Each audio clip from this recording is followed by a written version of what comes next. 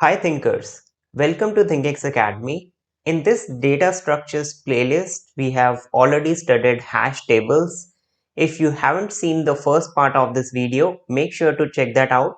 I've given the link of that in the description below. So in this tutorial, we are going to cover collision handling, and the first technique in collision handling that we are going to discuss and primarily focus in this tutorial is the separate chaining. So we will understand what is separate chaining. So before getting started, make sure to subscribe my channel to support me and make sure to like this video also. So let's get started. So you can see in separate chaining, which is a method to handle the collisions. So first we will have to understand what exactly is a collision and what are the situations in which collisions occur. So we will first have to understand what is a collision and then we will handle it using separate chaining. Now consider the elements which are given here: 50, 700, 76, 85, 92, 73 and 101. So we are given these elements and we are given a hash function which is key mod 7, right? So we will pick up a key and we will take out the remainder with 7 and then we will push it into the hash table which you can see here. Now since there are 7 elements, we have created 7 box here which is of the hash table. Alright, so let's begin with pushing these elements inside of the hash table according to this hash function. So the first element is 50. You can see the first element is 50. Now 50 mod 7 is basically the remainder when we divide it by 7. So when we divide 50 by 7, we get 49. So 50 minus 49 is equals to 1. So now what we are going to do is we are going to push 50 in the first index position. So 50 will be inserted at this position in our hash table. So 50 is the value and 1 will be the key according to this hash function. The next element is 700. 700 mod 7. The remainder is 0 because it is completely divisible. So 700 we will push it right here. Now let's pick the next element which is 76. So what is 76 mod 7? Let's do this. So if I will multiply it by 10, I will get the remainder as 6, right? So I will push 76 here. Now let's pick up the next element which is 85. So 85, let's divide it by 7. So 7 1 ja 7 and this will become 15 to 14 1. So the remainder is 1. So for 85 mod 7, we are getting the remainder 1 which is our key and this is our value. Now observe that we have already inserted an element inside the key which is corresponding to 1. Now since we have already pushed an element 50 inside of this, we cannot push 85 here. So this condition is known as collision. So we will have to find out some logical way to push this element such that we will be able to search inside of the hash table where this value is lying. So we will use the first technique which is known as separate chaining.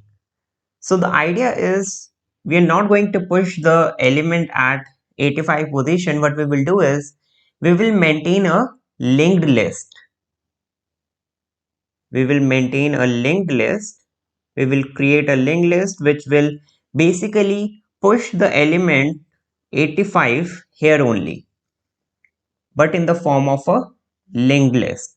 So this is our next pointer which is pointing to this node and the value of this node will be 85. So it's just like a separate chain. You are making a separate chain. So whenever we wish to search for this element, what we will do is we will take out the mod 7, we will find out the key, and then we will have to move to this position to find out this value. Now let's move on to other elements also. 92. So on division, 7 1, it will give me 22, and then 7 3 21, it will give me 1. So the remainder is again 1.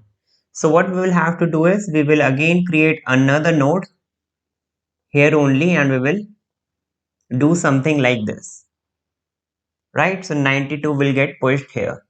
Now let's take the another element, which is 73.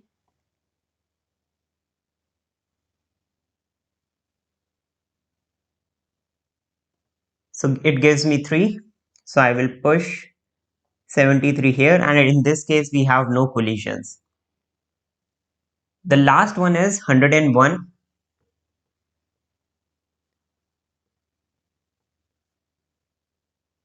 This gives me 31, and this gives 3.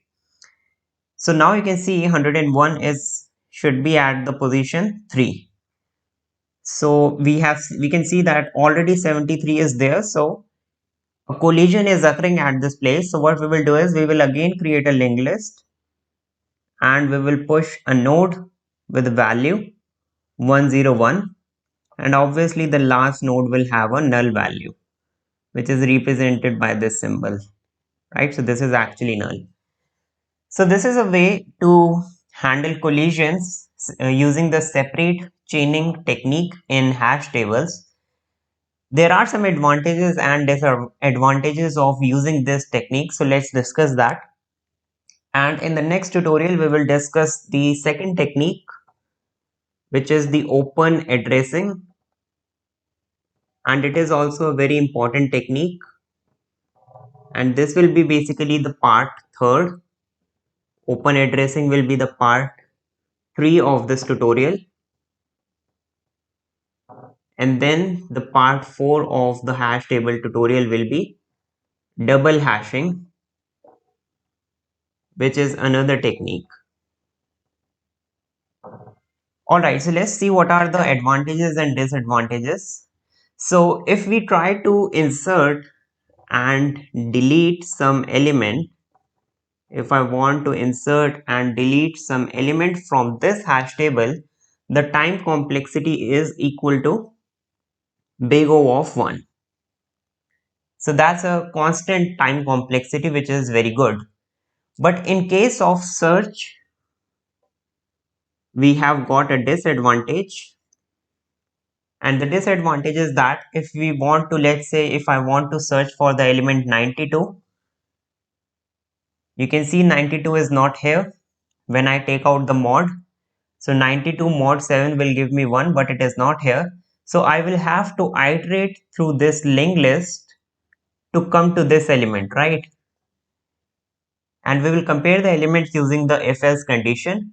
So we will have to traverse along the linked list, and we know the time complexity of traversal in a linked list is big O of n, which is not a good time complexity. So we will study the next technique, open addressing, in the next tutorial, in the part 3 of hash table tutorial, where we are not going to create a separate chain for the collisions. We are going to adjust these elements within the spaces of the hash table. We are not going to create separate chains. So that's all for this tutorial. Thanks for watching.